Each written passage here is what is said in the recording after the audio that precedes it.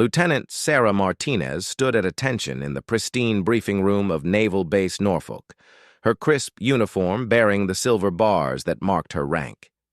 The morning sun streamed through the tall windows, casting long shadows across the polished floor, where 20 other officers waited in formation. She had worked tirelessly for 8 years to reach this moment, earning her place in the elite Special Operations Command through countless hours of training, sacrifice, and unwavering determination. The heavy oak doors swung open with authority, and Admiral Jonathan Blackwood entered the room with the confidence of a man who had commanded respect for over 3 decades. His chest displayed an impressive array of ribbons and medals, each one telling a story of courage, leadership, and distinguished service. His gray hair was perfectly groomed, and his steel blue eyes swept across the assembled officers with the practiced gaze of someone accustomed to evaluating personnel at a glance. Admiral Blackwood was known throughout the Navy as a traditionalist, a man who believed in hierarchy, protocol, and the time-tested ways of military service. He had risen through the ranks during an era when the armed forces looked very different from what they had become in recent years. Change, while inevitable, was something he approached with careful consideration and sometimes reluctance. As the Admiral's eyes moved across the room, they paused when they reached Sarah. She felt his gaze linger on her uniform, noting the lieutenant's insignia, her youthful appearance, and her petite frame. At 5 feet 4 inches tall and weighing barely 120 pounds, Sarah was often underestimated by those who judged capability by physical presence alone. She had learned long ago that appearances could be deceiving, and she had made peace with the fact that she would have to prove herself repeatedly throughout her career. The briefing began with standard protocol. Admiral Blackwood outlined the mission parameters for the upcoming joint training exercise, a complex operation that would test the coordination between multiple Special Forces units. The exercise would simulate a high-stakes rescue mission in hostile territory, requiring precision, teamwork, and split-second decision-making.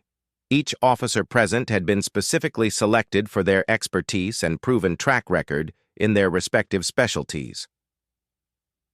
As the Admiral detailed the various roles and responsibilities, he began assigning team leaders and key positions. Sarah listened intently, hoping to receive an assignment that would showcase her unique skills and training.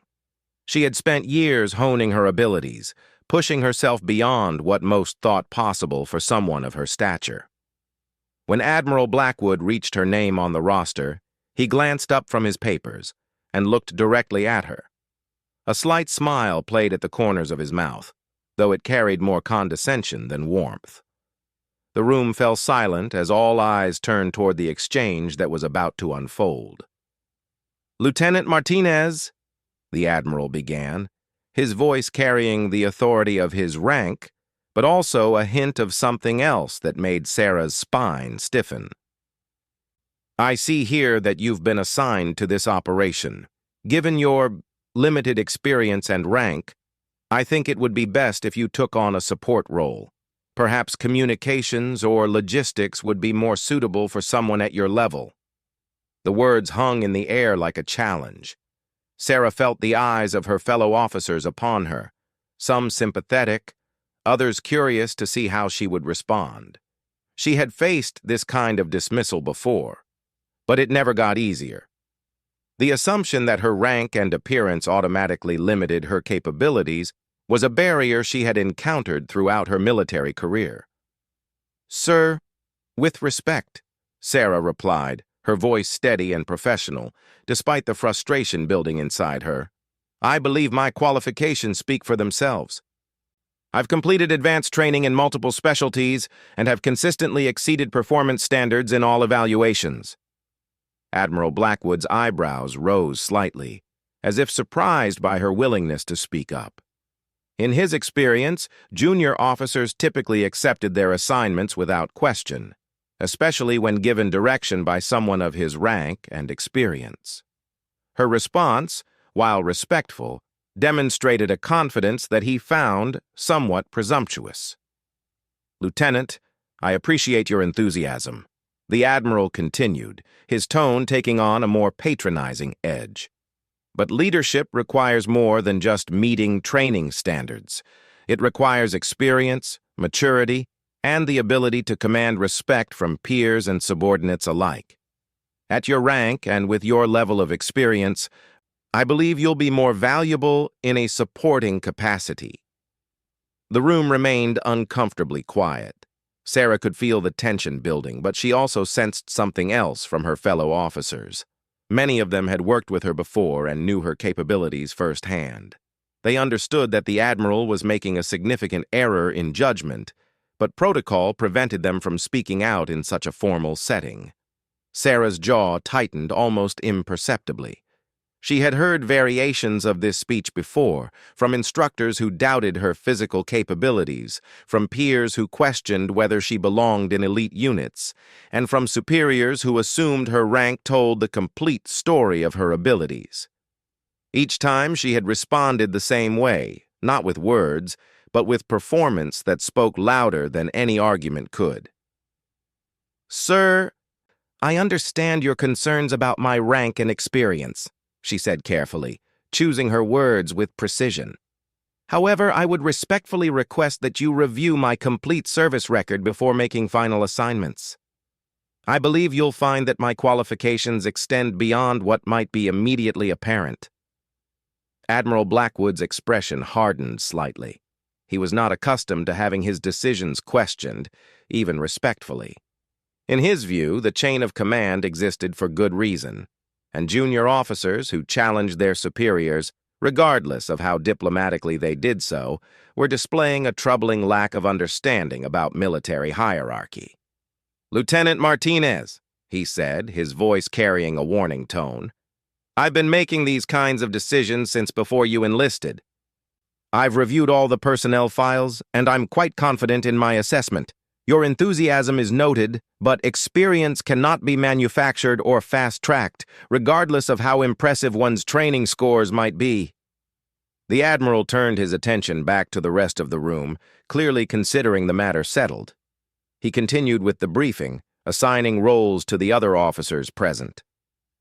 Major Collins received command of the assault team. Captain Rodriguez was given responsibility for intelligence gathering, and various other positions were filled according to what the Admiral saw as appropriate matches between experience, rank, and responsibility.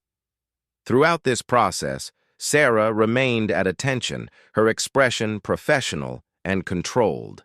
Inside, however, a familiar fire was burning. She had worked too hard and sacrificed too much to be sidelined because of assumptions and prejudices. Her military career had been defined by moments like this, situations where she had to prove that appearances could be deceiving and that true capability couldn't be measured by rank insignia or physical stature alone. As the briefing continued, Sarah's mind wandered to the tattoo hidden beneath her uniform sleeve. Few people knew of its existence, and even fewer understood its significance. It was a small piece of artwork that told a story most would find hard to believe if they looked at her standing in formation. The tattoo depicted a military sniper scope crosshair surrounded by a series of small marks that represented something very specific and very impressive. She had gotten the tattoo during a brief leave between deployments, not as a boast or display of machismo, but as a personal reminder of what she had accomplished and what she was capable of achieving. It served as motivation during difficult moments and as a private symbol of pride in skills that few possessed and even fewer had mastered to her level. The irony of the current situation was not lost on her. Here she was, being relegated to a support role by an officer who had likely never fired a shot in anger, while her actual qualifications remained hidden beneath layers of assumptions about what a lieutenant should or shouldn't be capable of accomplishing. Admiral Blackwood concluded the briefing by emphasizing the importance of the upcoming exercise and the need for all personnel to perform their assigned roles with distinction. He reminded the assembled officers that their performance would be evaluated, and that the results would influence future assignments and career advancement opportunities. As the officers began to file out of the briefing room, Sarah remained in place for a moment longer. She was formulating a plan, not one of insubordination or disrespect, but one that would demonstrate her capabilities in a way that could not be ignored or dismissed. She had learned that sometimes actions spoke louder than words, and sometimes the only way to change perceptions was to shatter them completely. Admiral Blackwood was gathering his papers when he noticed Sarah still standing at attention. He looked up at her with a mixture of curiosity and slight irritation. "Lieutenant, was there something else?" he asked, clearly expecting her to accept her assignment and move on with the preparation for the exercise. "No, sir," Sarah replied crisply. "I just wanted to ensure I understood my role completely. I'll be ready to contribute in whatever capacity you deem appropriate."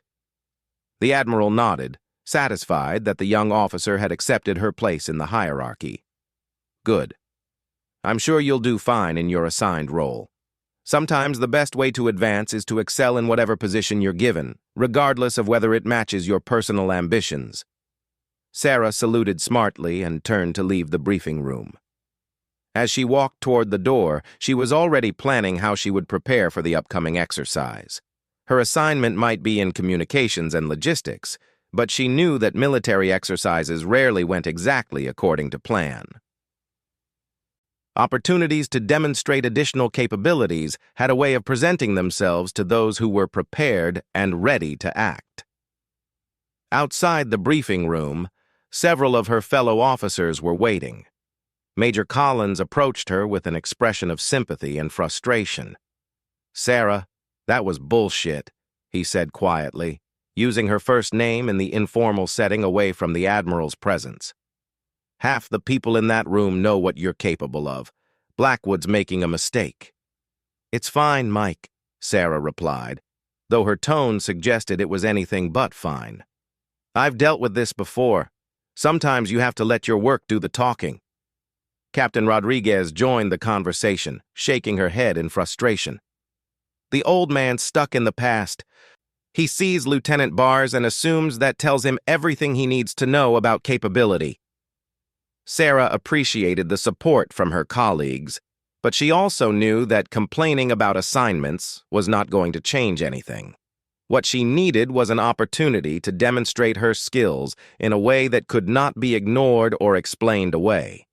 As the group dispersed to begin their individual preparations for the exercise, Sarah made her way to the armory to check on the equipment she would need for her assigned role. The exercise was scheduled to begin in 72 hours, and she intended to be prepared for any eventuality. The armory sergeant, a grizzled veteran named Frank Morrison, looked up as she entered.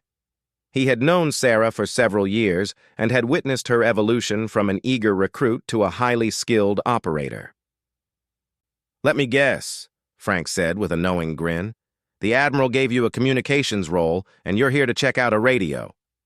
"Something like that," Sarah replied, though her eyes were scanning the weapons rack with professional interest.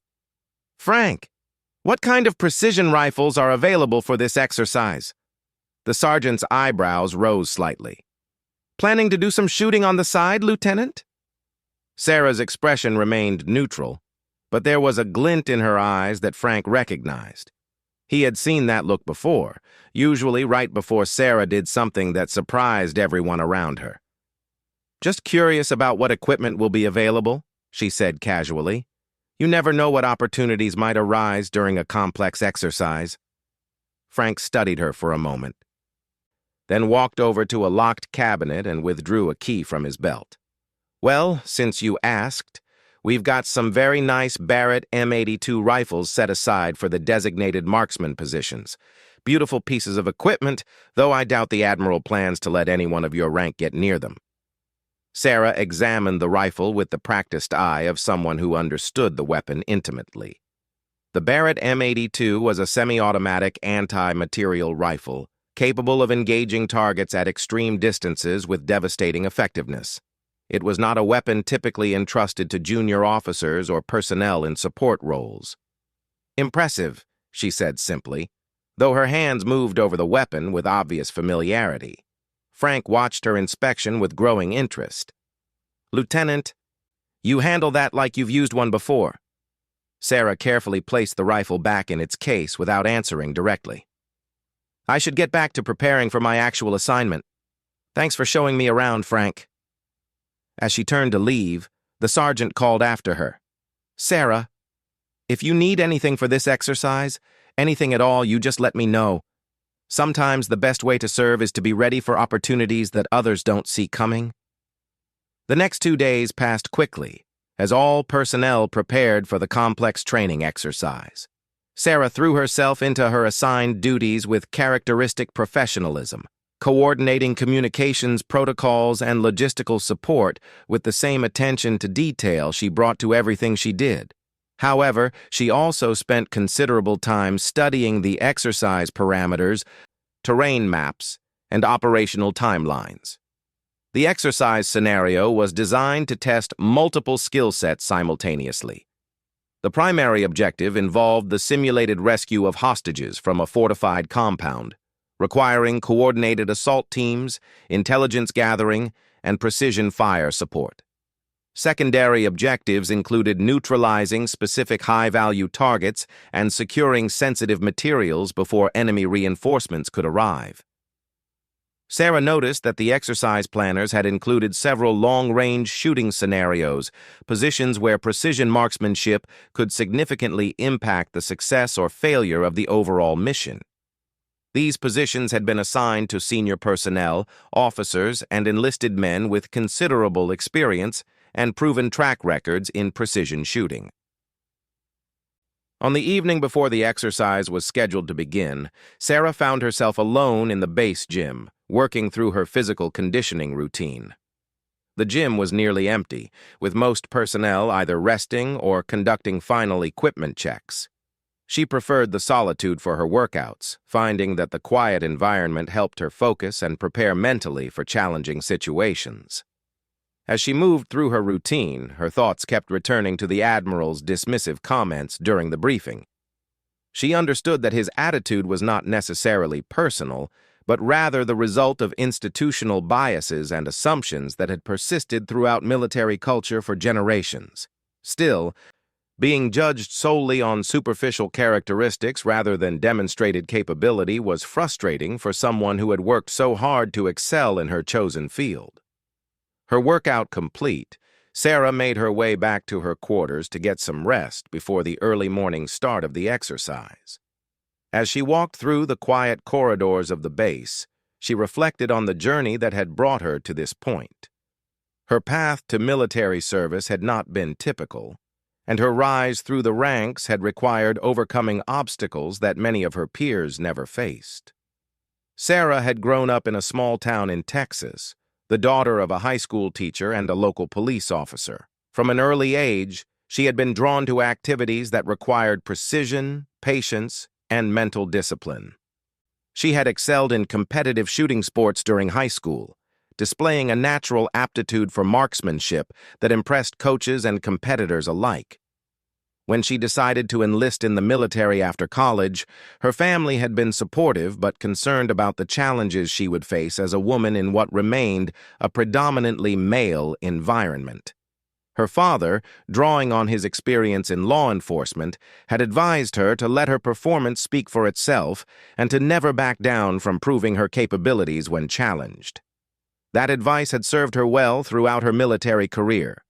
Time and again, she had encountered situations where her abilities were questioned or underestimated. Each time, she had responded with professionalism, dedication, and performance that exceeded expectations. Gradually, she had built a reputation among those who worked with her directly, though this recognition had not always translated to advancement or high-profile assignments. As she settled into her bunk for a few hours of rest, Sarah's hand unconsciously moved to her upper arm, where the small tattoo lay hidden beneath her sleepwear. Tomorrow would bring another opportunity to prove herself, and she intended to be ready for whatever challenges the exercise might present. The exercise was scheduled to begin at dawn, with all personnel reporting to their assigned positions before sunrise. Sarah had checked and double-checked her equipment, ensuring that her communications gear was properly configured and that all logistical elements were in place. She had also made certain unofficial preparations, just in case opportunities arose that required skills beyond those typically associated with her assigned role. As she drifted off to sleep, Sarah's last conscious thought was about the expression she expected to see on Admiral Blackwood's face when this exercise concluded. She had a feeling that his assumptions about her capabilities were about to be challenged in a way he would never forget. The alarm buzzed at 4:30 in the morning, though Sarah had been awake for several minutes already. Her internal clock had been conditioned through years of military service to wake her before any artificial alarm, a habit that had proven valuable in countless situations. She rose quietly and efficiently, moving through her morning routine with practiced precision. The base was already alive with activity despite the early hour. Personnel moved purposefully through corridors and across open areas, their voices kept low in the pre-dawn darkness. Equipment trucks rumbled past barracks windows, and the distant sound of helicopter rotors indicated that air support elements were conducting their own preparations. Sarah made her way to the communications center, where banks of radio equipment and computer terminals waited to coordinate the complex exercise. Her role required her to maintain contact with multiple teams simultaneously, tracking their movements and relaying critical information between command elements and field units. It was important work, but it would keep her physically removed from the primary action. The communications center was located in a reinforced building at the heart of the base, designed to serve as a command hub during both exercises and actual operations. Multiple screens displayed maps, personnel locations, and real-time data feeds from various sources. Sarah took her position at one of the communication stations and began the process of establishing contact with all participating units. Admiral Blackwood arrived at the command center precisely at 0500 hours, accompanied by his senior staff and several observer personnel from other commands who had come to evaluate the exercise.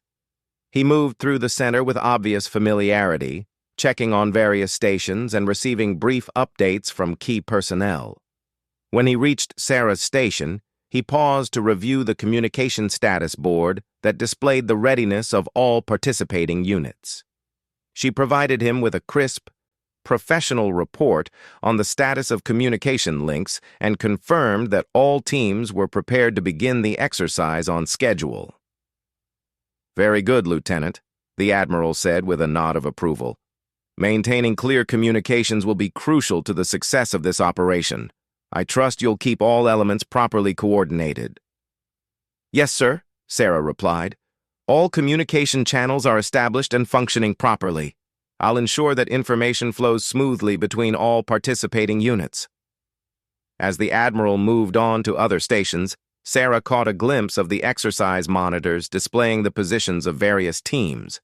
The assault elements were moving into their staging areas, intelligence personnel were establishing observation points, and the designated marksmen were taking up positions that would provide overwatch for the primary objectives. The exercise scenario began with a simulated intelligence report indicating that hostile forces had taken civilian hostages and were holding them in a fortified compound approximately 12 kilometers from the base. The compound was situated in challenging terrain that included hills, dense vegetation, and multiple potential approach routes. The mission required rescuing the hostages while neutralizing specific high-value targets and preventing the destruction of sensitive materials. As the various teams moved into position, Sarah monitored their progress through radio communications and digital tracking systems. The assault teams were led by Major Collins, who had considerable experience in close-quarters combat operations. Captain Rodriguez was coordinating intelligence gathering efforts, working to identify guard positions and potential obstacles. The designated marksmen, all senior personnel with extensive training, were establishing firing positions that would provide coverage for the assault elements. Everything proceeded according to plan for the first 2 hours of the exercise. Teams moved through their preliminary phases, gathering intelligence and positioning themselves for the primary assault. Sarah maintained constant communication with all elements, relaying information and ensuring that command personnel had accurate situational awareness. Then the exercise took an unexpected turn. Sergeant Major Williams, the senior enlisted advisor overseeing the marksman positions, contacted the command center with an urgent report. Command. This is Overwatch 1. We have a problem. Sergeant Peterson has suffered a simulated injury during movement to his position. He's been ruled out of the exercise by safety personnel. Admiral Blackwood immediately moved to Sarah's station to monitor the developing situation. Sergeant Peterson had been assigned to provide precision fire support from a critical position that dominated the primary approach routes to the target compound. His simulated injury created a significant gap in the exercise coverage. "What other marksman assets do we have available?" the Admiral asked his operations officer. "Sir, Corporal Henderson is at position 2, but he can't effectively cover Peterson's sector from his location. Staff Sergeant Thompson is at position 3, but he's focused on the rear security element. We don't have anyone else positioned to take Peterson's spot." The Admiral studied the tactical display with obvious concern. The exercise had been carefully planned to test coordination between multiple elements, and losing a key position would significantly impact the realism and value of the training. More importantly, it would create a gap that could allow simulated enemy forces to respond more effectively to the assault. "How long would it take to reposition one of our other marksmen?" Admiral Blackwood asked. "At least 45 minutes, sir. By then, we'd be well into the primary assault phase. The whole timeline would be disrupted." Sarah continued monitoring communications while listening to the discussion taking place around the command station. She knew the terrain around Peterson's assigned position intimately, having studied the exercise maps in detail during her preparation. More significantly, she understood exactly what kind of shooting challenges that position would present and what level of skill would be required to be effective from that location. The Admiral was clearly frustrated by the unexpected development. The exercise involved significant resources and personnel, and its effectiveness would be diminished if key elements couldn't be properly executed. He was also aware that senior officers from other commands were observing the exercise and evaluating the performance of his personnel. "Sir," Sarah said quietly, turning slightly in her chair to address the Admiral, "I have a suggestion regarding the vacant marksman position." Admiral Blackwood looked at her with surprise. "Lieutenant, you're needed here to maintain communications. We can't have you leaving your post during a critical phase of the exercise." "I understand, sir. However, Corporal Martinez from the backup communications team can take over my current duties. She's fully qualified on all systems and has been monitoring our procedures. The communications requirements will actually be lighter during the assault phase, since most coordination will be through predetermined signals rather than extensive radio traffic." The Admiral's expression showed his skepticism. "Even if we could spare you from communications, you're not qualified for precision marksman duties. That position requires specialized training and extensive experience with long-range shooting." This was the moment Sarah had been unconsciously preparing for since the initial briefing. She stood up from her station and faced the Admiral directly, maintaining the respectful demeanor required by military protocol while preparing to challenge his assumptions about her qualifications. "Sir, I believe I am qualified for that position. My service record includes advanced marksmanship training and certification on multiple weapon systems, including the Barrett M82 that's been assigned to that position." Admiral Blackwood's eyebrows rose in surprise. He had not expected this revelation from the young lieutenant, whom he had relegated to communications duties based on her rank and appearance. Several of the other officers in the command center turned to observe the developing exchange. "Lieutenant, Claiming to have basic marksmanship qualifications is very different from having the skills necessary for precision shooting at extended ranges under tactical conditions. The position Peterson was assigned requires engaging targets at distances exceeding 800 meters. Sarah maintained her professional composure while internally preparing for what she knew would be the defining moment of this entire exercise.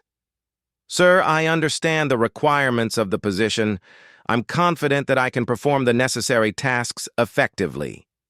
The Admiral studied her carefully, clearly weighing his options. The exercise was becoming compromised by the missing marksman, but placing an inexperienced officer in such a critical position could make the situation even worse. His years of experience had taught him to be conservative in such situations, to rely on proven personnel rather than taking unnecessary risks. Major Collins, who had been monitoring the situation from his forward position, broke into the radio conversation. "Command, this is Assault 1. We're approaching our final staging position. We need to know about Overwatch coverage before we begin our approach." The pressure of the developing tactical situation forced the Admiral's decision. "Lieutenant Martinez, if you're certain you can handle the marksman position, I'll give you the chance. But understand that this exercise involves the performance evaluation of multiple units. If you can't deliver the necessary precision, it will impact the entire operation." "I understand, sir," Sarah replied. "I won't let the mission down." Admiral Blackwood nodded to his operations officer, who quickly arranged for transportation to get Sarah to Peterson's former position. As she prepared to leave the command center, she handed her communication duties over to Corporal Martinez and gathered the additional equipment she would need. Sergeant Morrison appeared with Sarah's requested gear, including the Barrett M82 rifle that had been assigned to Peterson's position. As he handed over the equipment, he leaned close and spoke quietly. "Lieutenant, that position is a beast. The range card shows targets from 600 to 1,200 meters, with wind conditions that change throughout the day. Peterson's been doing this for 15 years. Sarah accepted the rifle and accompanying equipment with steady hands. "Thanks for the heads up, Frank. I'll make it work." As she left the command center, Sarah could feel the skeptical gazes of several personnel who had witnessed the exchange. She understood their doubts. From their perspective, a junior officer with a communications assignment was taking on a role typically reserved for the most experienced marksman in the unit. The vehicle ride to Peterson's former position took 25 minutes over rough terrain that included steep hills and narrow trails. Sarah used the time to review the range cards and tactical information that Peterson had prepared, familiarizing herself with the specific challenges she would face. The position itself was located on a ridge line that provided commanding views of the target compound and surrounding terrain. Peterson had chosen his spot well, with excellent fields of fire and natural concealment from vegetation and rocky outcroppings. The distance to the primary targets ranged from 700 to 1,100 meters, requiring precise calculations for bullet drop, wind compensation, and target movement. Sarah quickly established herself in the position, setting up the Barrett M82 and conducting the preliminary checks necessary to ensure accurate shooting. She examined the terrain through the rifle's powerful scope, identifying the key targets and calculating the environmental factors that would affect her shots. The radio in her ear crackled with updates from the assault teams as they moved into their final positions. Major Collins reported that his elements were ready to begin their approach, pending confirmation that Overwatch positions were established and ready. "Command, this is Overwatch 2, Sarah reported, using Peterson's call sign to maintain communication protocols. "I am in position and ready to provide fire support." Admiral Blackwood's voice came through the radio with obvious tension. "Overwatch 2, confirm that you have visual contact with all primary targets." Sarah surveyed the compound through her scope, identifying the simulated enemy positions that had been established for the exercise. The targets were mannequins equipped with sensors that would register hits and determine the effectiveness of precision fire. Some targets were partially concealed, requiring careful shot placement to achieve the necessary hits. Command: I have visual contact with targets Alpha through Echo. All positions are identified and range calculations are complete. The compound below bustled with activity as role players simulated guard duties and routine activities.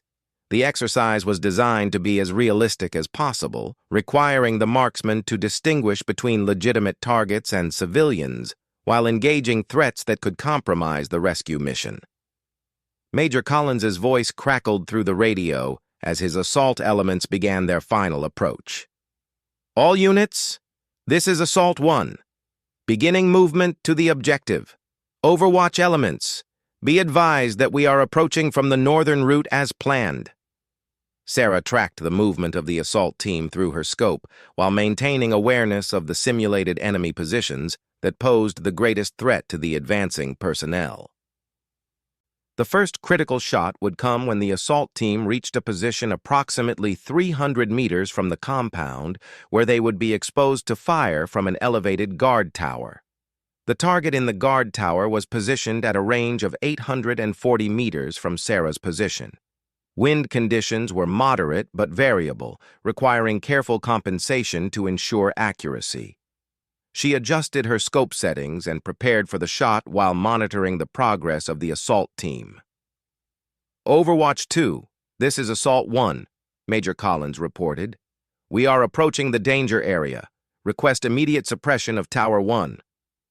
Assault 1, stand by, Sarah replied, settling into her shooting position and focusing on the target through her scope. The crosshairs settled on the mannequin representing the guard in the tower. Sarah controlled her breathing, allowing her heart rate to slow as she applied the fundamentals of precision shooting that had become second nature through countless hours of training. The trigger broke cleanly, and the Barrett's powerful report echoed across the valley. The target sensor immediately indicated a direct hit, and exercise controllers confirmed the successful engagement. The simulated guard in the tower was eliminated, clearing the way for the assault team's continued advance. Excellent shot, Overwatch 2, Major Collins reported. Tower 1 is neutralized. Continuing movement to phase line Bravo. Admiral Blackwood's voice came through the radio with obvious surprise. Overwatch 2, confirm your last engagement. Range and conditions? 840 meters, 10-knot crosswind from the northwest, target eliminated with one shot, Sarah reported professionally. The successful engagement had clearly impressed the Admiral and other observers in the command center, but Sarah knew that the exercise was just beginning. The assault team would require additional fire support as they moved through increasingly complex phases of the operation.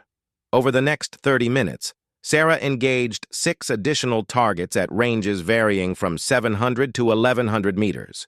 Each shot required careful calculation and precise execution, taking into account wind conditions, target movement, and the need to avoid any interference with friendly forces moving through the area. Her performance was flawless. Every target fell with a single shot, and the timing of her engagements perfectly supported the movement and actions of the assault team. The exercise controllers noted that the precision fire support was exceeding all planned parameters for effectiveness and coordination. As the assault team prepared for their final approach to the compound, Sarah identified a critical target that posed a significant threat to the rescue operation. A simulated sniper position had been established on a rooftop overlooking the primary entry point, positioned at a range of 970 meters. The shot required exceptional precision due to the limited target exposure and the presence of simulated hostages in the surrounding area. Sarah studied the position carefully, calculating the exact shot placement needed to neutralize the threat without endangering any non-combatants. Command, this is Overwatch 2, she reported. I have identified a critical threat at Position Hotel. Request permission to engage. Admiral Blackwood's voice carried obvious tension as he responded. Overwatch 2. That target is in close proximity to simulated hostages. Are you certain you can make a clean engagement? Sarah's response was calm and confident. "Affirmative, Command. I have a clear shot with no risk to non-combatants. Ready to engage on your command." The Admiral paused for several seconds before responding. The successful elimination of the threat was crucial to the exercise, but a missed shot or collateral damage would severely compromise the entire operation. "Overwatch 2, you are cleared to engage target hotel." Sarah settled into her final shooting position of the exercise, aware that this shot would be the most challenging and the most closely observed. The target was partially concealed behind cover, requiring precise shot placement to achieve the necessary hit. Wind conditions had shifted slightly since her previous engagement, requiring additional compensation. The crosshairs settled on the narrow target area, and Sarah began her final breathing sequence. The fundamentals of marksmanship guided her movements as she applied steady pressure to the trigger. The shot broke exactly as planned, and the bullet traveled across nearly 1,000 meters of valley terrain to strike the target with devastating precision. The target sensor immediately confirmed another direct hit, and exercise controllers announced the successful elimination of the critical threat. The assault team was able to complete their approach and successfully execute the simulated hostage rescue without further opposition. "Outstanding shot, Overwatch 2, Major Collins reported with obvious enthusiasm. That was the key engagement of the entire operation. As the exercise concluded and teams began their withdrawal procedures, Sarah carefully secured her equipment and prepared to return to the command center. She had fired 8 shots during the exercise and achieved 8 direct hits at ranges from 700 to nearly 1,000 meters. Her performance had exceeded every expectation and had been instrumental in the successful completion of the training mission. The ride back to the command center gave Sarah time to reflect on what had just occurred. She had been given an opportunity to demonstrate her capabilities under circumstances that left no room for doubt or interpretation. The precision shooting she had just completed would be difficult for even the most experienced marksman to replicate. As her vehicle approached the command center, Sarah could see Admiral Blackwood waiting outside the building with several of his senior staff members. His expression was unreadable, but she sensed that the conversation awaiting her would be very different from their initial encounter during the mission briefing. The moment of truth was approaching, and Sarah was confident that her performance had spoken more eloquently than any words could about her true qualifications and capabilities. The Admiral's assumptions about her abilities had been thoroughly challenged, and the results were undeniable. She stepped out of the vehicle, shouldered her rifle, and walked toward the assembled officers with the quiet confidence of someone who had just proven a very important point. Admiral Blackwood stood with his arms crossed, studying Sarah as she approached the command center. His expression had transformed from the dismissive confidence he had displayed during their initial briefing to something closer to bewilderment mixed with grudging respect. The other senior officers present wore similar expressions, clearly struggling to reconcile what they had just witnessed with their preconceptions about the young lieutenant. Sarah came to attention and rendered a proper salute, which the Admiral returned with mechanical precision while his mind processed the implications of her performance. The exercise monitors inside the command center were still displaying the results of her shooting. 8 perfect hits at extended ranges under challenging conditions. "Lieutenant Martinez," Admiral Blackwood began, his voice carefully controlled but carrying undertones of confusion. "Your performance during the exercise was unexpected. I'll admit that your marksmanship capabilities appear to exceed what I initially assessed." Sarah maintained her professional demeanor while internally savoring the moment she had worked toward for years. "Thank you, sir. I'm glad I could contribute to the success of the exercise." Major Collins approached the group, having returned from the field with his assault team. His face wore a broad grin as he addressed Sarah directly. "Lieutenant, that was some of the finest shooting I've ever seen in 20 years of military service. Those last 3 shots were absolutely incredible. Captain Rodriguez joined the gathering, shaking her head in amazement. Sarah, where the hell did you learn to shoot like that? I've worked with special operations snipers who couldn't have made those shots under those conditions. Admiral Blackwood held up a hand to interrupt the growing discussion among the officers. I think what we all need is a clear explanation of Lieutenant Martinez's qualifications. It seems there are aspects of her background that weren't immediately apparent from her personnel file.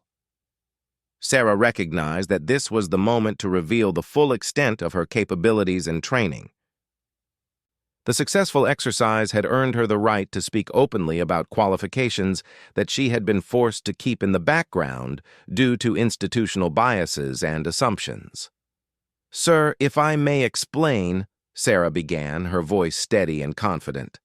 My marksmanship training extends significantly beyond standard military instruction. Before enlisting, I competed at the national level in precision rifle competitions. I held several junior records and was ranked among the top civilian marksmen in the country. The Admiral's eyebrows rose as this information sank in. Go on, Lieutenant. After enlisting, I requested additional training through the Advanced Marksmanship Program and the Special Operations Training Pipeline. I completed sniper school with honors and achieved expert-level certification on multiple weapon systems. I've maintained those skills through continuous training and regular participation in advanced marksmanship courses. Admiral Blackwood absorbed this information while studying Sarah's service record on his tablet. It appears that all of this training is documented in your file. Why wasn't I made aware of these qualifications during our initial briefing? Sarah chose her words carefully, aware that this conversation would influence not only her own career, but potentially affect how other junior officers were evaluated and assigned in the future. Sir, I believe that my rank and appearance may have led to assumptions about my capabilities that prevented a complete review of my qualifications. The silence that followed was uncomfortable for everyone present. Admiral Blackwood understood exactly what Sarah was suggesting, and the truth of her observation was difficult to deny given the events of the past several hours. He had made assumptions based on superficial factors rather than conducting a thorough evaluation of her documented capabilities. Sergeant Morrison approached the group, carrying the Barrett rifle that Sarah had used during the exercise. Admiral, I thought you might want to see this, he said, holding up a target analysis sheet. Lieutenant Martinez's shooting group measured less than 2 inches across 8 shots at ranges exceeding 800 meters. That's professional-level precision shooting. Admiral Blackwood examined the shooting analysis with growing amazement. The consistency of Sarah's marksmanship was extraordinary, demonstrating a level of skill that typically required years of specialized training and practice to achieve. Her performance had exceeded what most military snipers could accomplish under similar conditions. Lieutenant, I owe you an apology, the Admiral said finally, his voice carrying genuine remorse. I made assumptions about your capabilities based on incomplete information and personal biases. Your performance today has clearly demonstrated that I was wrong about your qualifications. Sarah accepted the apology gracefully, while maintaining military protocol. Sir, I appreciate your acknowledgement. I hope this experience might influence how personnel are evaluated and assigned in future operations. Admiral Blackwood nodded slowly, understanding the broader implications of what had occurred. You raise an important point, Lieutenant. It appears that our evaluation processes may need to be refined to ensure that we're making assignments based on demonstrated capabilities rather than surface impressions. Major Collins stepped forward, clearly eager to address the implications of Sarah's performance for future operations. Admiral, with respect, Lieutenant Martinez's shooting was instrumental in the success of this exercise. Her precision fire support was exactly what we needed, and her skills clearly exceed those of several personnel who hold higher ranks. Captain Rodriguez added her own perspective to the discussion. Sir, I've worked with designated marksmen from multiple units, and Sarah's performance today ranks among the very best I've observed.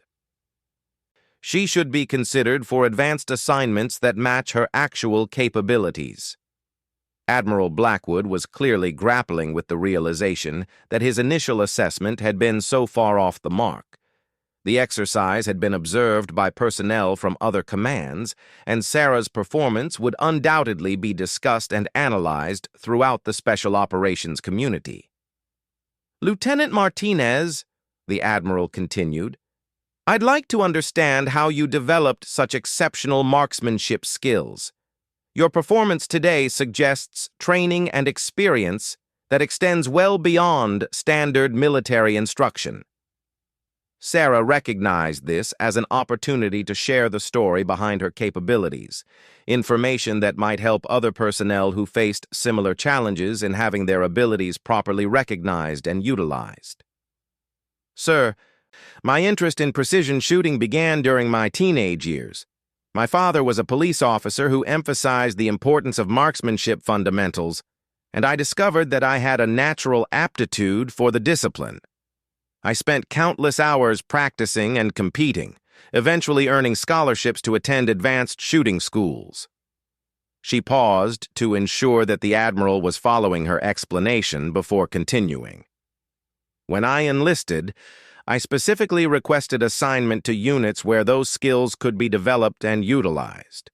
However, my requests were often overlooked or denied, typically with explanations that focused on my rank or experience level rather than my documented qualifications."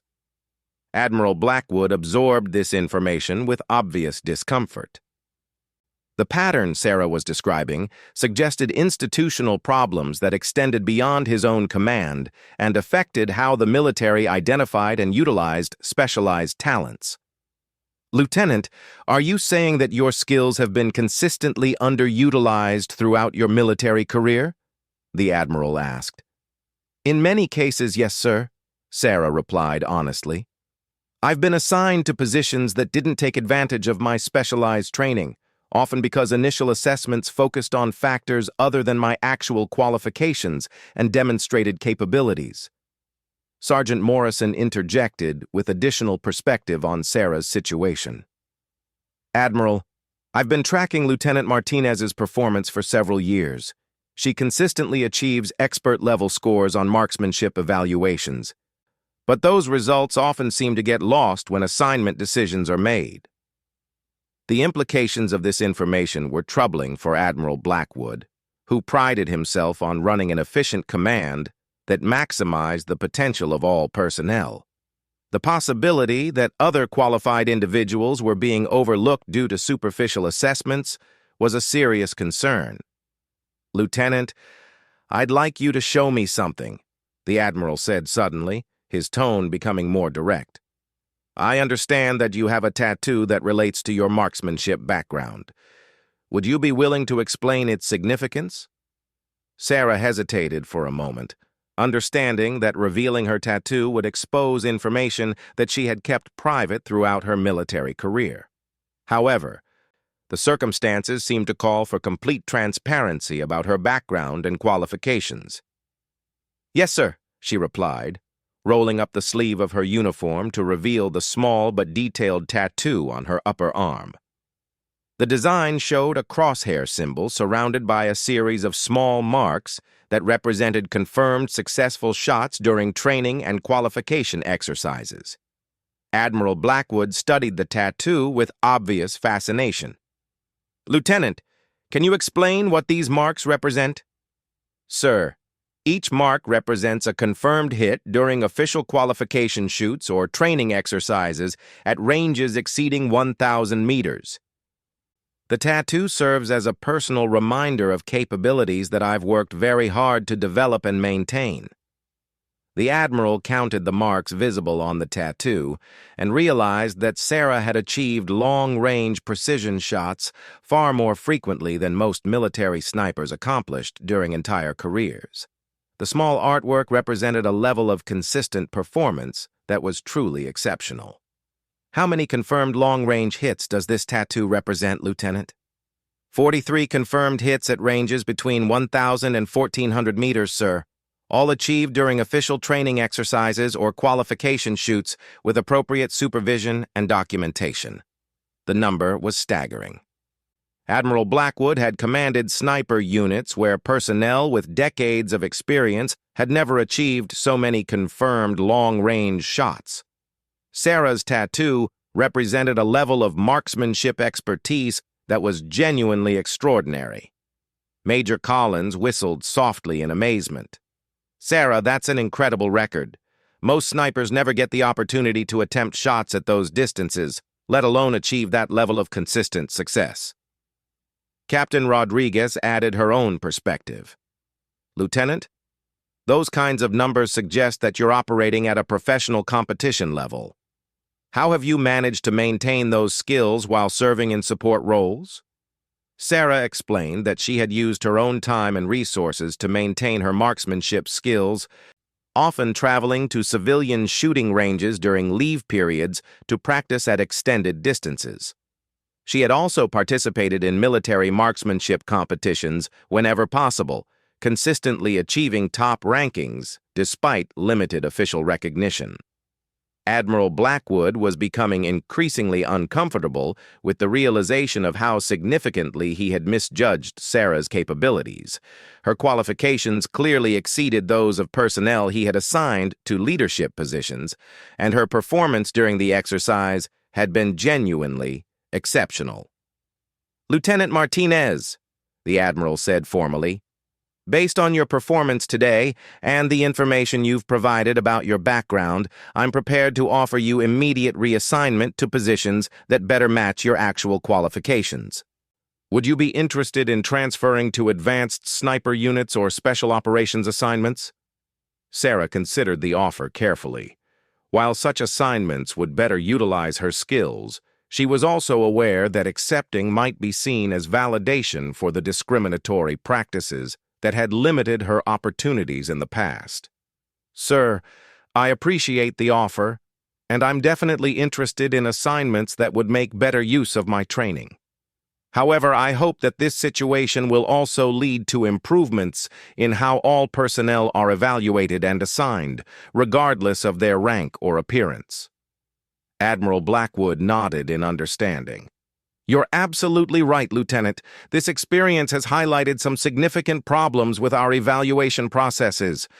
I intend to implement changes that will ensure personnel are assessed based on documented capabilities rather than superficial factors." The group was interrupted by the arrival of Colonel Patricia Webb, the senior officer responsible for special operations training throughout the region. She had observed portions of the exercise and had come to discuss Sarah's performance with Admiral Blackwood. "Admiral," Colonel Webb began, "I need to speak with you about Lieutenant Martinez's shooting during today's exercise. Her performance was absolutely remarkable, and I believe she should be considered for immediate assignment to our advanced sniper program."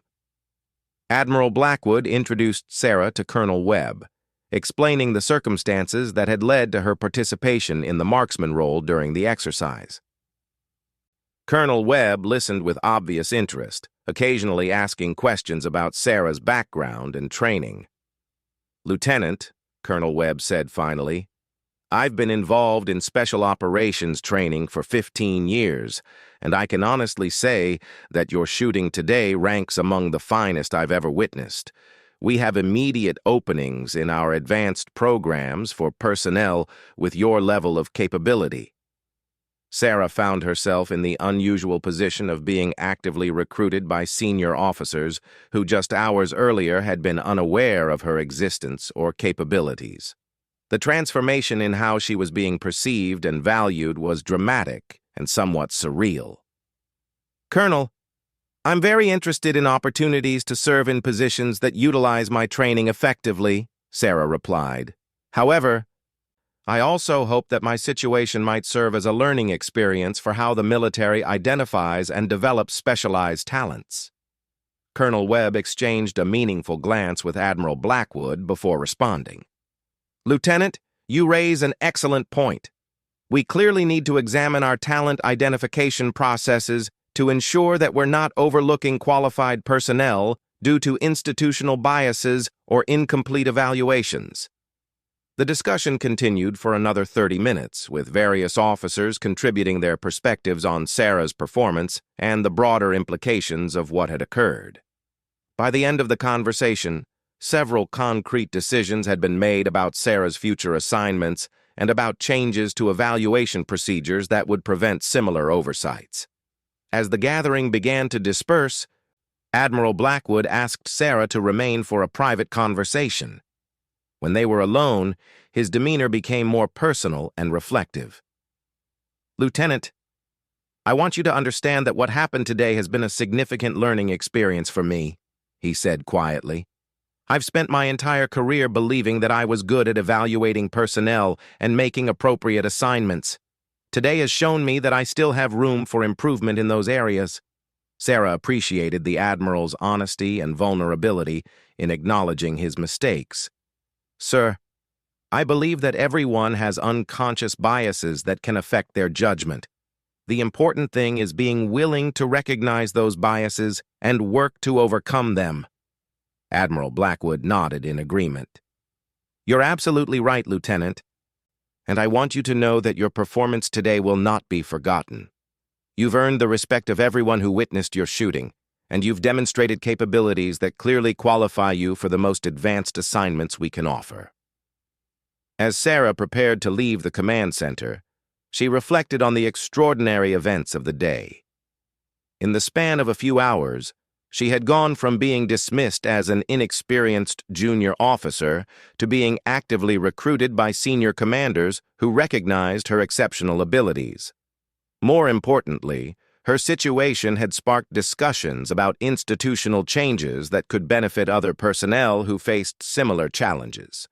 The tattoo on her arm, hidden once again beneath her uniform sleeve, had served its purpose as a symbol of capabilities that transcended rank insignia and superficial appearances.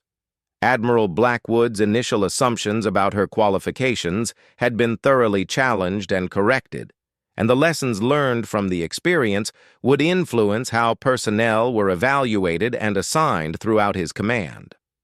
Sarah walked across the base toward her quarters, aware that her military career had taken a dramatic turn. The opportunities now available to her were exactly what she had worked toward for years, and she was ready to embrace assignments that would challenge her skills and allow her to contribute at the highest levels of military service.